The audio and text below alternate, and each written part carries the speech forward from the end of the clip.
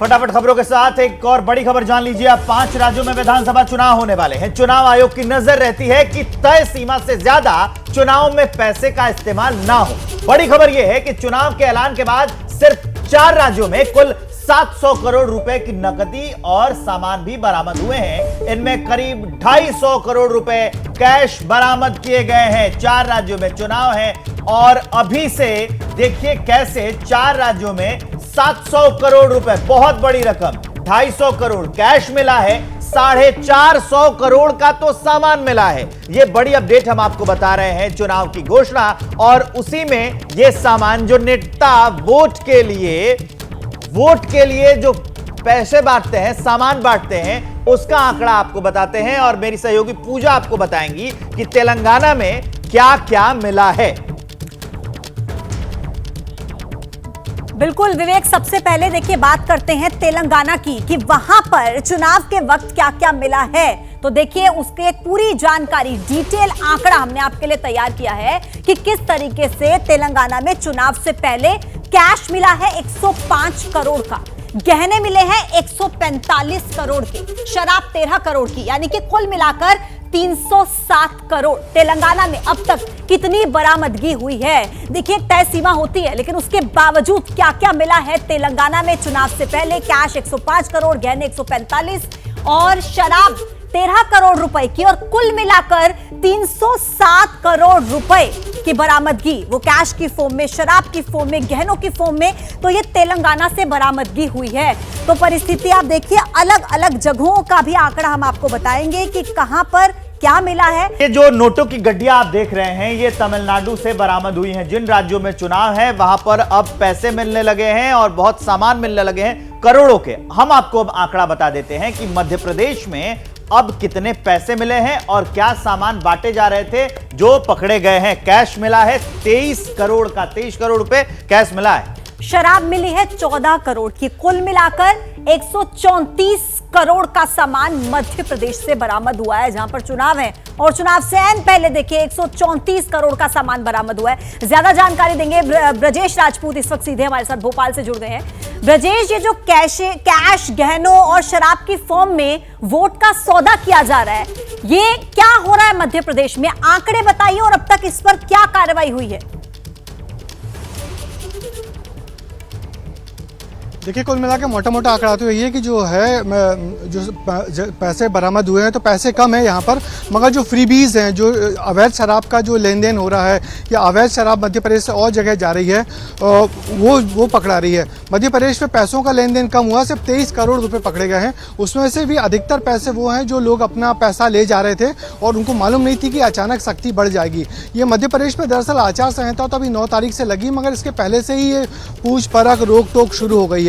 इस रोक टोक के चलते ये जो शराब का जो कारोबार होता है, अवैध शराब का कारोबार, वो बड़े पैमाने पे बड़े बड़े टैंकर पकड़े गए हैं। और उसके अलावा जो कैश है वो कैश पकड़े गए हैं। कैश में होता है ये कि यदि आप अपना कैश ले जा रहे हैं और यदि बता नहीं पा रहे हो कि इस कैश कहाँ से आया, तो उस पर कार्रवाई हो रही है। दूसरी बड़ी बात, जो फ्रीबीज होती हैं, फ्रीबीज यानी कि कंबल, घड़ियां, तो इस सब का सामान भी बरामद हुआ है। सीधी से जो चुनाव लड़ रही हैं बीजेपी सांसद रीति पाठक, उनके गोदामों से कुछ सामान बरामद हुआ था जिसमें घड़ी में उनके फोटो लगे हुए थे। उनके खिलाफ मामला भी दर्ज हुआ। तो कुल मिला के छोटा छोटा सामान जब्त हो रहा है और लगातार सख्ती जारी है। निर्वाचन आयोग सख्ती बरत रही है इस पर। आएंगे आपके पास, जानकारी भी लेंगे। अब राजस्थान भी चुनावी राज्य है, वहां से भी कैश बरामद हुआ है। आंकड़ा क्या कहता है वो जान लीजिए। राजस्थान से कैश मिला है 115 करोड़ का, 115 करोड़ रुपए कैश मिला है।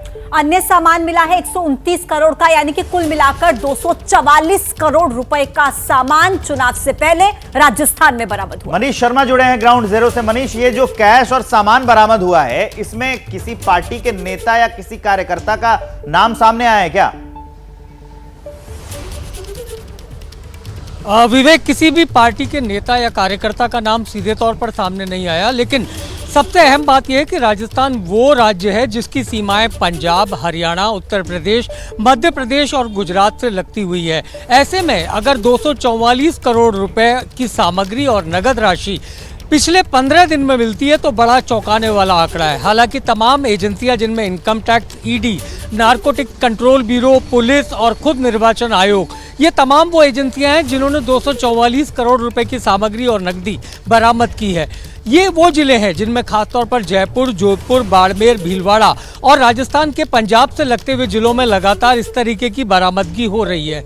चुनाव आयोग ने साफ तौर पर यह कह दिया है कि किसी भी प्रकार की फ्रीबीज यानी कि चुनाव में मतदाताओं को लुभाने वाली सामग्री पर कड़ी निगाहें रखी जाएं और इसी के चलते राजस्थान में 1 जनवरी 2023 से यह आंकड़ा 1000 करोड़ को पार कर चुका है। ये सिर्फ राजस्थान के हालात नहीं है, बल्कि जो भी चुनावी राज्य है, बेशक वो राजस्थान हो, छत्तीसगढ़ हो, मध्य प्रदेश हो, तेलंगाना, सब जगह पर इस तरीके से जो सामान है वो बरामद हो रहा है। चुनावी साल है और राज्यों में चुनाव की घोषणा हो चुकी है और अब वहां पर पैसे मिलने लगे हैं, कैश मिलने लगे हैं। हमने आपको तमिलनाडु का आंकड़ा बताया, मध्य प्रदेश और राजस्थान का। अब जानिए छत्तीसगढ़ में अब तक कितनी बरामदगी हो गई है। कैश मिला है 8 करोड़ 13 लाख रुपए। इसके अलावा शराब देखिए, 66 करोड़ रुपए की शराब की बरामदगी वहां से हुई है। कुल मिलाकर 30 करोड़ 52 लाख रुपए का सामान छत्तीसगढ़ से मिला है। और इस वक्त हमारे साथ सीधे ज्ञानेंद्र तिवारी जुड़ गए हैं, उनसे अपडेट लेंगे। ज्ञानेंद्र, ये जिस तरीके से हम देख रहे हैं कैश मिल रहा है छत्तीसगढ़ में या अन्य सामान की बरामदगी हुई है, किसी दल का नाम, किसी नेता का नाम कुछ सामने?